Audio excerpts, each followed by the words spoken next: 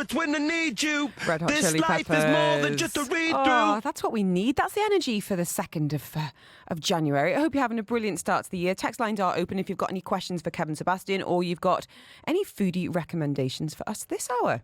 You're listening to Farmer's Kitchen on Dubai Eye 103.8. We are talking about leaving truffle behind and who is opening their doors in 2026.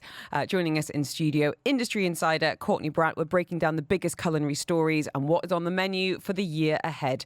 So, I have to say, Dubai is showing no signs of slowing down. A quick Google revealed, I'm never going to say record breaking because I haven't got the numbers, but a surprising number of new openings of restaurants, bars, hotels, and of course they often coexist. Courtney Brandt, which ones are you most excited about for 2026? I am looking once again at DIFC. Those who are listening might not believe me, but I actually did not spend a whole lot of time this year at DIFC. But it is going to be, once again, I think, the hotspot that it always has been, at Gymkhana, the Indian from London. And I don't know, I don't have my article open in front of me, but I do know that it will be in DIFC. And I think that's actually very smart because there is, to my knowledge, I can't think of... not really anything that fits that kind of category. That's really interesting, actually, thinking about DIFC. We've got a lot there and a lot that's established. So it's coming into a market, but it's also coming into a market with a very established brand. So I'm wishing them the best. Also, Barafina. Which is another, I guess. Spanish, right? Yes, Spanish. So kind of like tapas bar. Looking across at one and only Zabeel, we have Nobu coming downtown, uptown. From their stay. Well, they're still going to remain at the Atlantis. They are extending north. Correct. So yeah, we've got a Nobu One Zabeel opening actually quite soon. I want to say this month actually, and it's going to be interesting because I think that hotel has had some challenges over the last couple of years, a lot of changes, and I think they need a really strong anchor, yes, like a Nobu, yes, and this is going to be having I am private dining and all sorts. I'm excited. I've still not been in the new Mandarin, the Mandarin Oriental that's right there on Sheikh Zayed. I don't know specifically. I just know let's look Q3, Q4. I'm sure they're going to do something very special there. I'm excited for the Nobu opening because I really want Robert De Niro to be there. Okay. Coming down to my end of town, Jumeirah, we're seeing the Grand Melia Dubai opening. So it's always interesting when a new hotel opens because sometimes you've got this opportunity to create a concept for that specific demographic, its location, and sometimes it's a case of actually we need to be opening with an absolute banger. So Grand Melia is opening and they're going to have Parc Chinois, so kind of Shanghai, 1930s glamour. They're, of course, being a Spanish brand, going to have Spanish steakhouse. They are also going to have, to my understanding, it's opposite. Apologies. Zuma Dubai Beach House. The Zuma Beach is going to be adjacent to the Grand Melia Dubai. So it's all happening. J1's got some competition. It does indeed. Locally, I will give a shout out. He's very established. Chef Orfali has reopened officially. Orfali Brothers, and that is down at Al Wasl. Most everybody knows. I have heard, a friend of the show, Pallavi, has been, and she says like the interior is totally amazing, but it's going to focus more on the tasting menu experience. In the past, it's been more a la carte. I don't know if that's kind of like we're workshopping things right now, but I'm desperate to go because he is one of the people I just always want to champion. Me too. Good people, good food. Speaking of GFC, another couple of places opening in that part of town. Salama is coming, which is Moroccan, and Scots. I mean, talking about Mayfair there in Gymkhana, Seafood House, Scott is coming and opening up in Gate Village as well.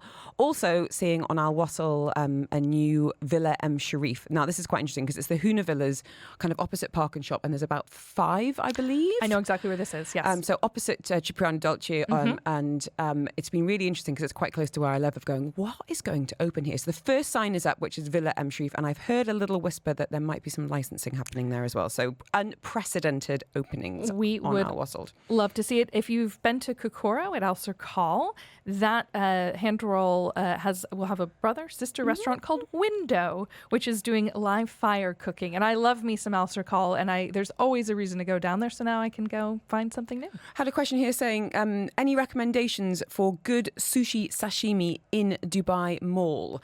Nothing comes to mind in the mall, but would it be worth going next? I was like, Time Out Market, but who is that? I'm not sure there is any sushi. 99 Sushi. If you want to have views, so it's at the base of the address. They actually do a bang up job there. So it's a perfect time of year. Sit outside, you get the views. Yeah. Or go to the new hand roll place, which is just around the corner at Dubai Opera. Correct. Tezakuri. Tezakuri is open there as well.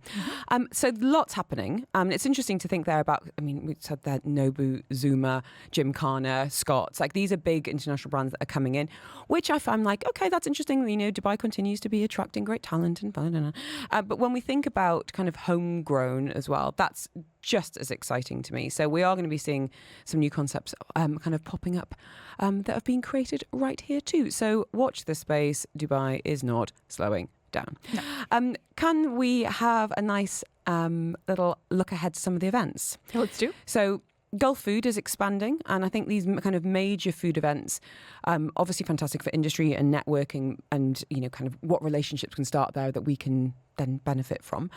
What role do you think they play in kind of shaping F&B trends and opportunities for chefs and restaurateurs? It is amazing. Watch this space. I might be back again heading up one of the big tables. Let's see. I'm desperately crossing my fingers that they take some of it out to Expo. That would make my life much easier. But no, it's such an international just roundup. I was speaking to some of the best chefs in the world. They're going to be around. If you're into food at any part of the journey, whether it's the supply chain and all the way up to the best chefs in the world that make it, it's something to go and be a part of. Let's have a nice and finally. And here's a headline. Is the viral cheese pull saving chain restaurants? And it's interesting because one of the kind of trends that was put out there for 26 is about nostalgia eating and this idea of a bit of a return to comfort and maybe not being challenged as much, which I can see the appeal of. The cheese pull is a really powerful marketing tool. Feels deeply American, maybe because it is. Slice of pizza or a mozzarella stick. Can't hurt. It's bringing in, a good one brings in like millions of views. And it seems like chain restaurants are really leaning into it. What's going on? Chili's, which we do have here, apparently they sold 41 million triple dippers in 2025, which is like a whole play of fried cheese and other things. Oh and here's the kind of macro part of it is that a lot of times our experiences in restaurants start and end on social media, whether we research it and then we post it and we share it with friends, whether you have 10,000 followers or 2. You are sharing that with others. It's part of the human experience. And apparently a good part of the human experience, something viral is watching cheese be pulled. It's because it's suspenseful. We love it. It's like, how long is it going to go, seconds or distance-wise? There are, I'm giving obviously a deeply American take on this, but cheese pull can exist in any other culture. It can indeed. Question is saying, any recommendations for restaurants with creative salads? Now, I just had a spinny salad earlier, which was absolutely excellent. But I have to say, Courtney's looking another gap in the market. Yeah, yes. I know, right? Where do I like for a good salad? I can't even think. Isn't that terrible? I'm the same because I think when I go out, I'm like very much it's a treat, and I think of a salad as something I would order. I like Friends Avenue for ordering salads. I like Lime Tree. Exactly. But okay, shout out Lime Tree. But good question, reader. Thank you, reader, listener. Yes. If anyone's got any recommendations, it's such a 2nd of January question, isn't it? Does burrata salad count as a salad? If you call it a salad, this was the headline that was going around a while ago, which was like, if you took the lettuce out, it's just basically chicken and dressing. What constitutes a salad? Now this is a very personal one, but I love. And again, it's not a salad, the crunchy noodle chicken salad from Circle. And it's because it's got this soy, honey, mapley dressing. My mouth is actually watering. And I always order double dressing and finish with a spoon. Yeah. So yeah, hopefully a circle, lime tree. If anyone's got any recommendations, get in touch 4001. Courtney, it's been an absolute pleasure. Wishing you a wonderful year ahead. And what you said you're going to where tonight? Takahisa. Takahisa, a long starting time strong. favorite. Yes, and actually making my way to Canary Club's Canary Beach on the Palm. Sunday. Yes, so something two new. Well, one old, one new. Yeah. There you go. Thank you so much. If you want Courtney Brandt's details, send me the word food. All of this and more that we've been talking about today. And of course, her latest take on everything opening here in the region and beyond. Dubai Eye 103.8's weather check. Sponsored by Air Arabia.